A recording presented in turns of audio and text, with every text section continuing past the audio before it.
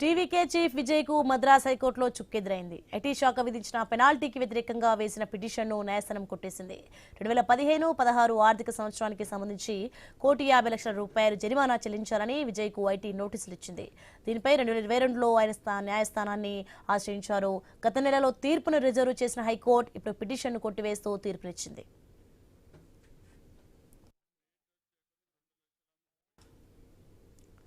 YCP నేతలను target చేసి వేధింపులకు గురి చేస్తున్నారని మాజీ మంత్రి గుడివాడ అమర్నాథ్ ఆరోపించారు. అమ్మటి రాంబాబుకి పార్టీ అండగా ఉంటుందని చెప్పారు. కూటమి నేతలు దాడులు చేయడమే కాకుండా తిరిగి అక్రమ కేసులు పెడుతున్నారని మండిపడ్డారు. చలో గుంటూరు విజయవంతం చేయాలని గుడివాడ అమర్నాథ్ పిలుపునిచ్చారు.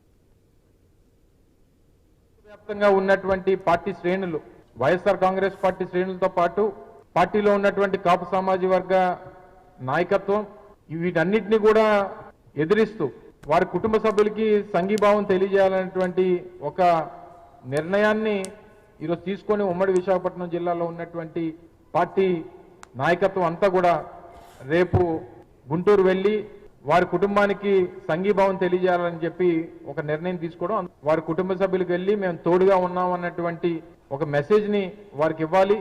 ఈరోజు అక్రమంగా అరెస్ట్ చేసినటువంటి అంబటి రాంబాబు గారి మీద పెడుతున్నటువంటి కేసులు కేవలం ప్రేరేపించి వారే తిట్టి తిరిగి వారింటి మీద దాడి చేసి వారి కుటుంబ సభ్యుల్ని హతమార్చాలనేటువంటి ప్రయత్నం చేసి వారిని హతమార్చాలనేటువంటి ప్రయత్నం చేసి ఇంత పెద్ద ఎత్తున దాడి చేస్తే దాని మీద స్పందన లేదు.